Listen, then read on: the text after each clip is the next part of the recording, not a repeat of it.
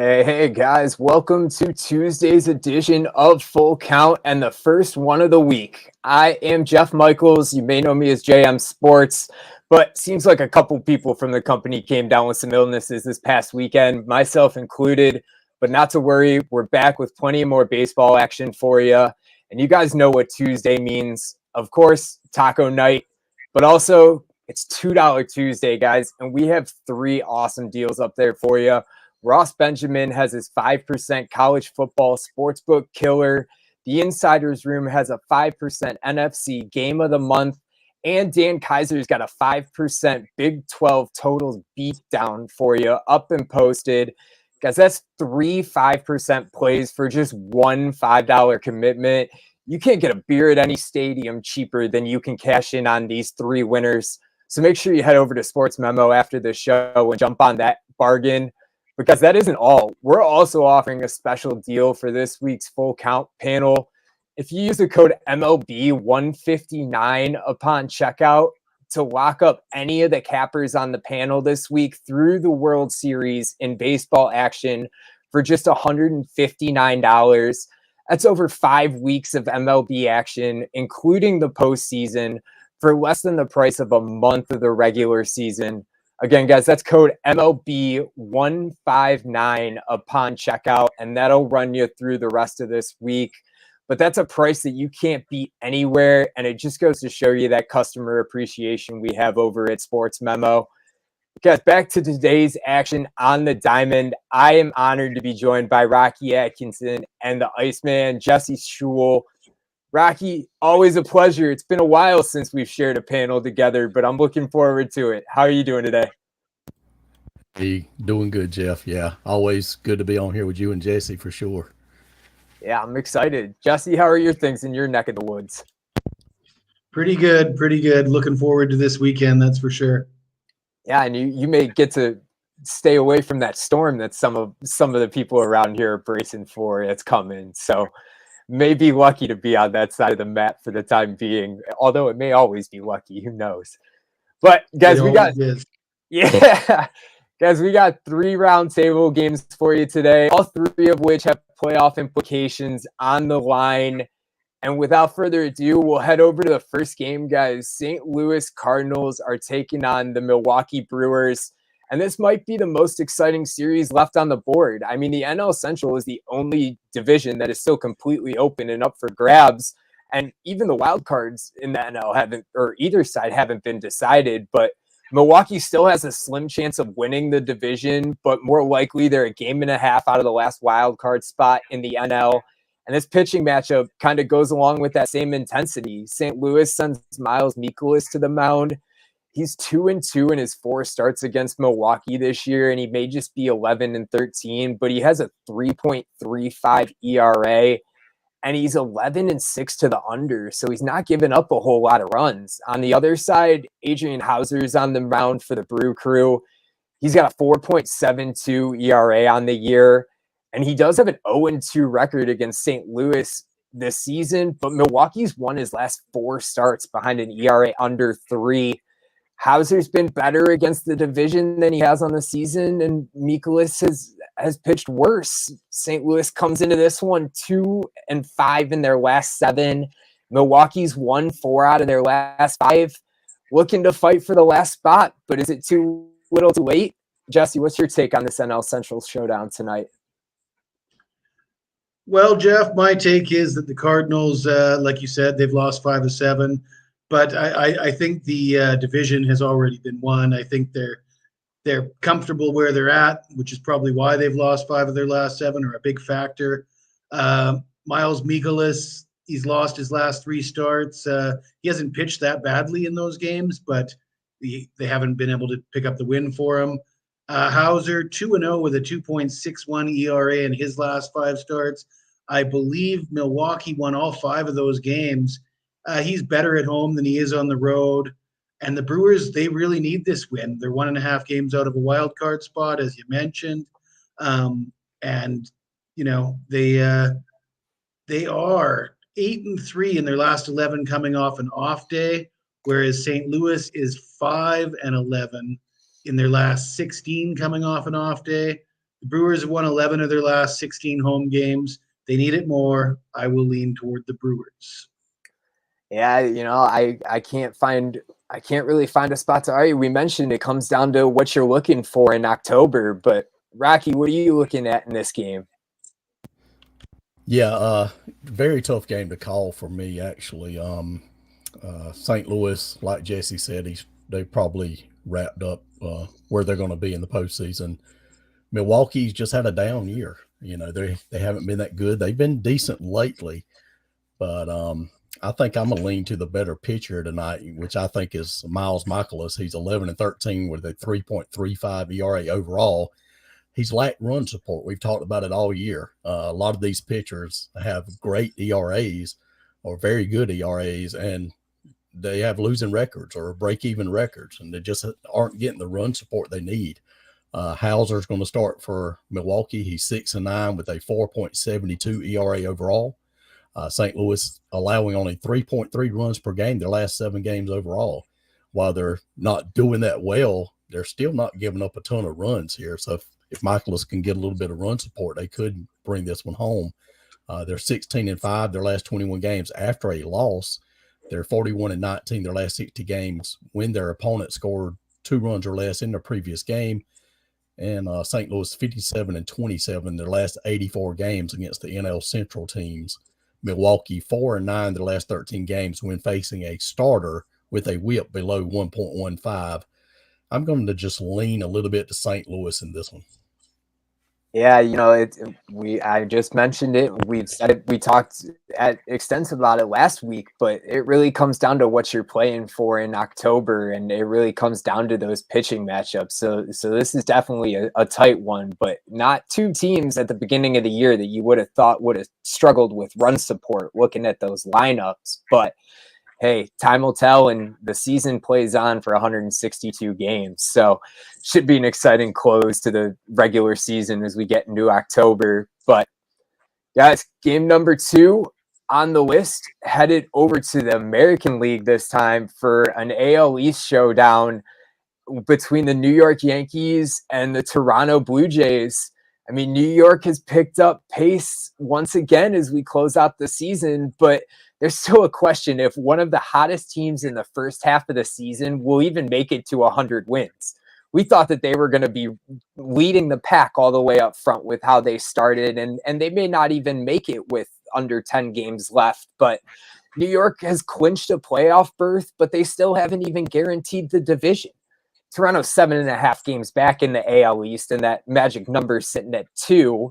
So it looks like they'll end up in the wild card. But Yankees put Jameson Taillon on the mound tonight. He's set to make his 6th start against Toronto this season, but he's 13-5 on the year with a 3.90 ERA, and the team's won 22 out of his 30 starts, including 10 of his 14 on the road, and he's killed it against the division. Toronto, though, has Jose Barrios on the mound, who looks to be the one you would want on the mound regardless in this situation. It is his 4th start against the Yankees this year, and he has a 5.27 ERA, but the team's 22-8 in his 30 starts, and they're 14-1 in his home starts where he has an ERA under 4.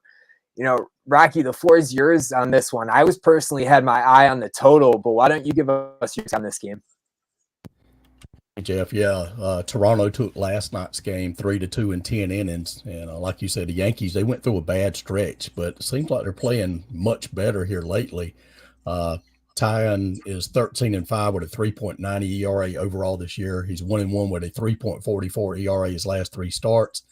I don't trust Jose Barrios that much. He's 11-6, very good record, but his ERA is 5.27 overall this year. And he's 1-1 with a 5.65 ERA his last 3 starts. Like I said, the Yankees playing much better in recently here. 6-1 the last 7 games. They're scoring 6.3 runs per game while allowing only 3.7 runs per game. A lot of focus is on Aaron Judge, of course, going for that 61st homer. And the Yankees 8-1 the last 9 games against the AL East. They're 6-1 the last 7 games against right-handed starters. They're 40-18 their last 58 games against a starter with a WHIP greater than 1.30. and the Yankees have won 9 of the past 13 meetings in Toronto. I'm expecting Judge to have a big game. If he don't have one tonight, I think he's going to have a big game in this series, and I believe we could see some excitement from him tonight here. I'm expecting the Yankees to bounce back and even the series up here tonight. Yeah, it's hard to argue when they get on their roll. But Jesse, your Toronto Blue Jays bet isn't completely out of it yet. What do you think on this game tonight? Yeah, you're more optimistic than me, and Rocky, he's more optimistic about the Yankees than I am. I really don't want to have a side in this game. The Yankees are just 11-23 in their last 34 road games. As you mentioned, they were one of the hottest teams in the first half. Now we're not even sure if they're going to get to 100 wins. And the pitching matchup looks like it could be a pitcher's duel to me. You did mention Jose Berrios and his home numbers, 7-1 with a 3.98 ERA and 15 home starts. And I think you mentioned the Blue Jays have won 14 of those games. Interestingly, Berrios, that's nothing out of the norm for him. It's the same every year. I've been following this home-away splits trend with him for 2, 3, 4 years now, ever since he came into the league. He really is always, every year, consistently far better at home than he is on the road. And then you got Tylon going for the Yankees. What really jumped off the page for me, 2-0 with a 0.77 ERA in 2 starts in Toronto this season. The under is 14-6-1 in the Yankees' last 21 road games. They've gone under in 4 straight at Toronto. Blue Jays aren't pitching to Judge, so he can't hit that home run if they don't pitch to him. So I like the under here. Yeah, again, we go back to the same idea of run support, and this time it's a little bit of a different ballpark when we're talking about Berrios, that you can have a 5.27 ERA and an 11-6 record and 22-8 team record in those 30 starts. So run support plays a huge role. Guys, I did see over here, Charlie's got a question. I'll get your take on it too, guys. Do you guys bet, for example, $100 to win 110? Or do you bet the 110 to win the 100? Or do you follow to the same unit regardless of what the money lays? Jesse, what's your take on that? Yeah, I don't bet $100 as my regular stake anyways, but if I was $100 better, I would put my stake at 100 and take whatever it brings back. And I rarely bet on minus 110 games, to be honest with you. Obviously in point spread like football and basketball, but even then I play more money line than most people do.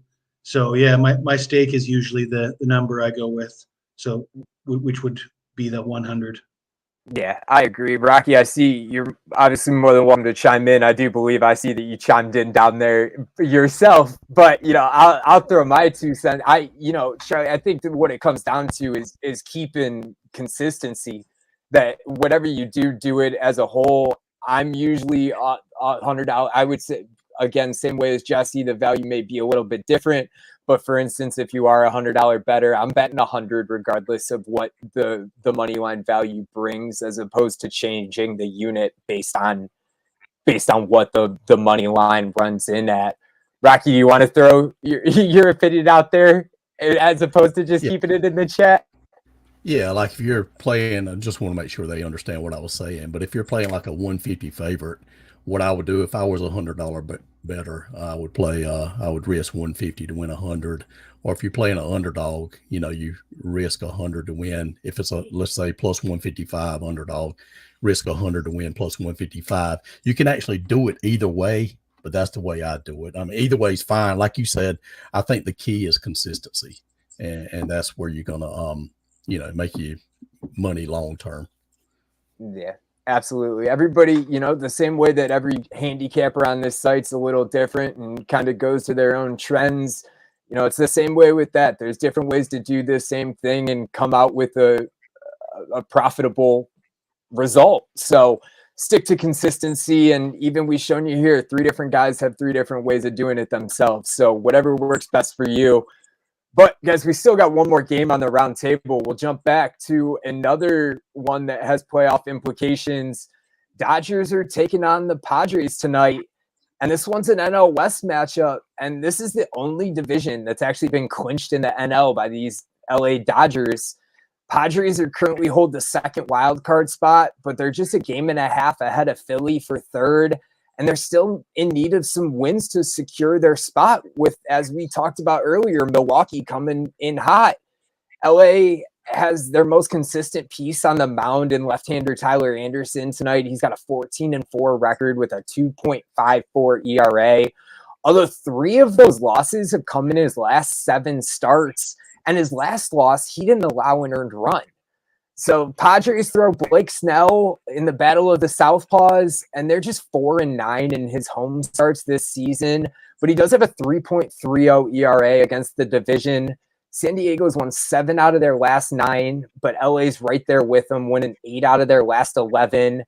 Neither one of these teams are exactly cold at the moment, but I'm always interested to get the Iceman's take on these hot battles. This one's a little closer to your time zone, Jesse. Why don't we get you started in the Southpaw Showdown today? Well, Jeff, I'm going to comment on your interesting choice of words that the Padres are still trying to secure their spot, because I think if you talk to the Phillies and the Brewers, it's not their spot. It's really up for grabs. So, yeah, they really need to win. And I will also mention that I think I've said this on this show last week, that I'm not sure that I've bet on a Dodgers game in the second half of the season. I really hate to have any action in Dodgers games. What can I say? The Dodgers are always expensive, but they just keep on winning. I don't like to mess with it. So I'm going to look at the total here. These teams have played 2 series recently, and all 6 games went over the total. The over is 9-1 in the Dodgers' last 10 versus a winning team, and the over is 10-1 in the Padres' last 11 versus left-handed pitchers. Anderson versus Snell. Anderson's been, they've both been decent, but the Dodgers, they just don't let up. I mean, there's really no reason for them to keep playing the way they do, but they keep doing it. And of course, San Diego's bats, they got a lot of pop in them bats, and both teams should be gunning for it. It's a pretty low number. I'll lean toward the over. I like it. 2 offenses that can definitely put up some run support, and a pitcher that can give up that run support to the opposition. But Rocky, are you looking at the total, or you got an opinion on the side in this one? I got a little opinion on the side here. Tyler Anderson, he's pitched great for the Dodgers this year, but I'm wondering if his innings might be limited here a little bit tonight. You still want to throw your guys a little bit, but probably not as much with them, being clinched at this point. Blake Snell, he's pitched decent this year. He's 8-9 with a 3.69 ERA overall, but he's been very good lately. 2-1 with a 3.00 ERA his last 3 starts, and he has a 2.82 ERA in his 10 career starts against the Dodgers. You won't find many negative stats against this Dodgers team this year. But they are scoring only 3.1 runs per game the last 7 games overall. That's pretty much all I can find to go against them. But San Diego, they're scoring 5.9 runs per game their last 7 games overall. They're allowing only 2.7 runs per game during that time. Also, over the last 7 games, the Padres are allowing opposing teams a combined batting average of only 200. Now, the Dodgers are much better than what they played, I'm sure, but San Diego's 15-2 the last 17 games when playing with a day off. So give them a little rest. They come out hungry. And we just discussed it. I think Jesse mentioned this. San Diego's only a game and a half ahead of Philadelphia in the wild card race, 3 games ahead of Milwaukee. They need this win a whole lot more than the Dodgers do here. So I'm gonna back the Padres at home here. Yeah, it puts a little extra emphasis on that first game that we talked about too, in that St. Louis-Milwaukee game. They're playing their hearts out to get into the playoffs, and the Padres are fighting to stay in it when we thought that they could be, competing for the top again at the beginning of the season. But guys, that concludes the 3 round table games, but no worries. We all got best bets coming for you too. Guys, I'm actually going to kick the best bets off today because my action goes a little bit earlier than I believe everybody else's. I got a 6:10 start today on this Tampa Bay game against Cleveland. I mean, you'll see I'm rocking my Cleveland October ready shirt from the last time that we made the postseason. So I'm excited to see what they have to bring. But looking at tonight, Tampa Bay's just 2-5 in their last 7 games, but now it's do or die. And Tampa Bay and Seattle are on the chopping block with Baltimore on the chase into the postseason. Cleveland's one of the hottest teams in the league right now, if not the hottest team, but they're just one of 3 teams that have actually had their fate signed, sealed, and delivered into October. I mean, Shane Bieber is going against Corey Kluber tonight, and Shane Bieber was 19 when Corey Kluber won his first Cy Young pitching off the same mound. And since his departure, he's 2-0 against Cleveland with a 3.00 ERA, including 1 win this season. I don't foresee Cleveland overusing their bullpen. And like Rocky mentioned in that last game, Bieber may be on a pitch count, a limited pitch count for tonight. If you're looking first 5 action, I may be sticking with Cleveland, but Kluber had 2 bad outings against New York, the Yankees, and Texas, but he followed it up with one of his best performances of the year against Houston. And Bieber's been hot, but they were all against AL Central teams, and they're struggling offenses. He hasn't started a game against a team with a winning percentage of 53% or higher in over a month. And he's only done it twice since August 1st. I love Bieber. I love this Cleveland team, but Tampa Bay just has more to fight for right now. They're 13-1 on the road this year when the total is 7 or less, meaning they're facing top pitchers. And they're 7-1 against pitchers with an ERA of 3 or lower when the total's that low outside of the division. They're also 15-5 in the last 2 years after scoring 2 runs or less in consecutive games. And Cleveland is down 51 units at home after a win by 6 or more runs. Tampa Bay's had their number in the last 3 years. They're 7-3 head-to-head, and they've taken 3 out of the only 4 games that these 2 teams played in Cleveland. So I'm taking a dog tonight. I like Tampa Bay on the money line, taking down my hometown Guardians. But plus 135 was a number that I couldn't resist in a pitching matchup that doesn't favor Cleveland as much as it looks like the books think it does. But guys, that's mine. We still got 2 more for you. Rocky, why don't you give us a little sneak peek what you got going on the premium site and follow that up with what everybody's dying to know, your best bet for today on the diamond. Jeff, I actually passed today in baseball. Very slim pickings down the stretch here for me. I probably won't play many Major League Baseball games unless I see, it's possible I could have 1 or 2, but most likely be passing a lot of the time. This weekend, I'll be loading some football up. Cash my college football game of the week on the San Jose State easily Saturday night, and I followed that up with my NFL game of the week on the LA Rams on Sunday. 70% all NFL last year, and I'm 4-0, 100% so far in the NFL this year. So I'll be loading some up later tonight or tomorrow. I'm looking at, as far as the show best bet, I'm looking at the Colorado-San Francisco game. I'm looking at taking San Francisco on the run line. It's -1.5 plus 115, I think, 120 here. Got Herman Marquez, 8-12 with a 5.15 ERA overall this year.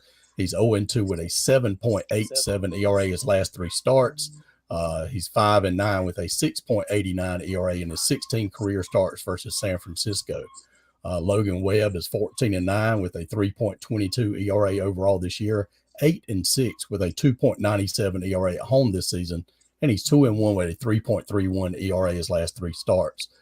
Colorado's 1-6 their last 7 games overall, where they're allowing 7.1 runs per game, and teams have a combined batting average of 306 during that time. Colorado's 3-17 the last 3 years when the total is 7 or less, including 0-4 this year.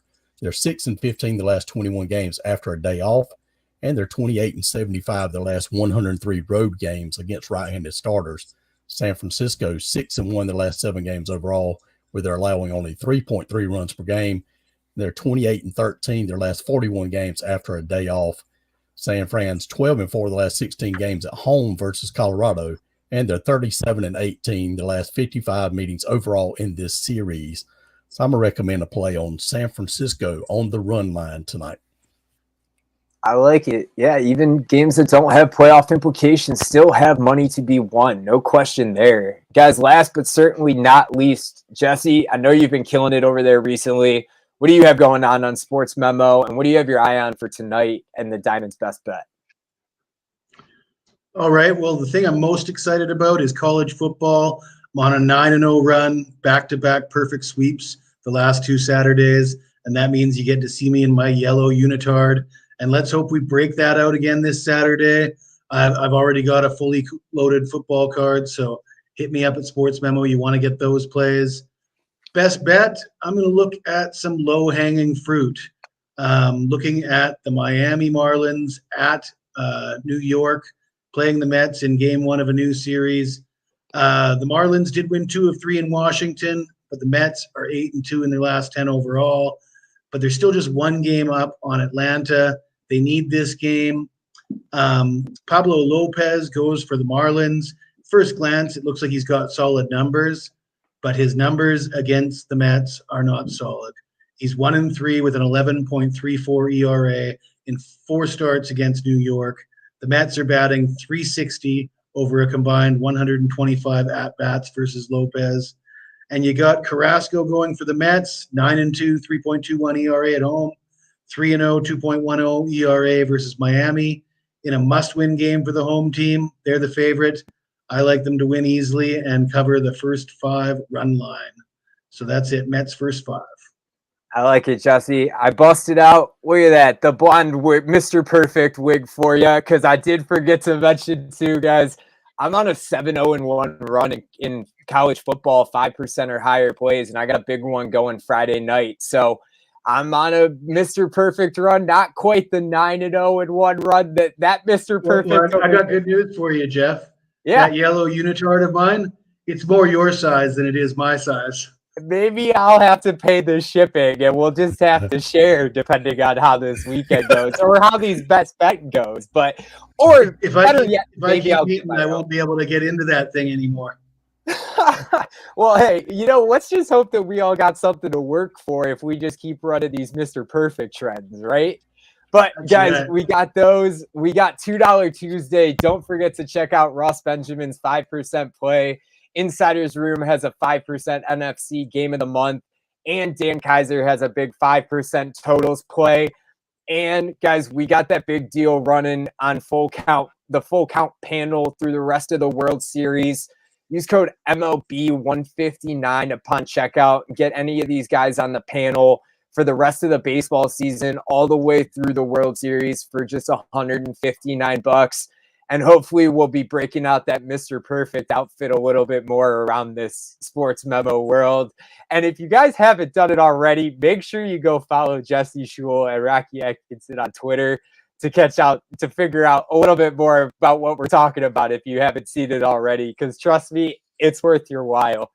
But guys, thanks for joining us today. As always, it's been a pleasure.